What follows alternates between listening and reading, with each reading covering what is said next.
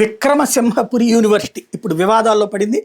మధాంధుడు అంటూ ఒక వార్తని సాక్షి హైలైట్ చేసుకొచ్చింది. కూటమి ప్రభుత్వంలో కీచకపరం నడుస్తోంది. మదాంధుల వల్ల మగు నలిగిపోతోంది. విద్యాకాంతులతో ప్రకాశించాల్సిన విశ్వవిద్యాలయాల ప్రతిష్ట మసకబారుతోంది. అవమానాన్ని దిగమింగి కష్టం చెప్పుకున్న చివరికి మహిళలకు కన్నీరే మిగులుతోంది. కూటమి ప్రభుత్వం వచ్చిన తర్వాత నెల్లూరులోని విక్రమసింహపురి విశ్వవిద్యాలయంలో పరిస్థితి అదుపు తప్పింది. కావలిలోని వర్సిటీ పీజీ కాలేజ్ జువాలజీ డిపార్ట్మెంట్కి చెందిన అధ్యాపకుడు అసిస్టెంట్ ప్రొఫెసర్ తోటి మహిళా అధ్యాపకులు విద్యార్థులు కొందరిపై నిత్యం వేధింపులకు పాల్పడుతున్న వర్సిటీ పాలకవర్గం ఎలాంటి చర్యలు తీసుకోకపోవడం చర్చనీయాంశమైంది. అధ్యాపకుడిపై ఫిర్యాదులు వెల్లువెత్తిన ఎవరు పట్టించుకోవడం లేదు. సామాజిక మాధ్యమాల్లో వెల్లువెత్తడంతో వర్సిటీ యంత్రాంగంలో కదలికి వచ్చింది. అప్పుడు ఇన్ఛార్జ్ వీసీ విజయభాస్కర్ ఈ విషయంలో సర్ది చెప్పే యత్నం చేశారు. అయినా అధ్యాపకుడు తీరు మారలేదు.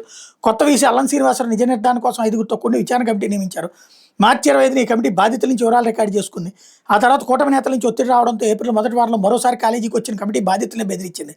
ఫ్యాకల్టీ గొడవల వల్ల సమస్యలు ఉత్పన్నమవుతున్నట్టు పేర్కొంటూ రాజీ చేసుకోవాలని లేకుంటే విధుల నుంచి చేస్తామంటూ బాధితులకు హెచ్చరికలు జారీ చేసింది. వేధింపుల విషయం నిజమని తేలితే ప్రభుత్వానికి అప్రతిష్ట వస్తుందని ఒత్తిడితో కమిటీ అధ్యాపకుడి మీద చర్యలకు వెనకాడుతూ బాధితులపైన బెదిరింపులకు దిగుతున్నట్టు సమాచారం అని రాసుకొచ్చారు.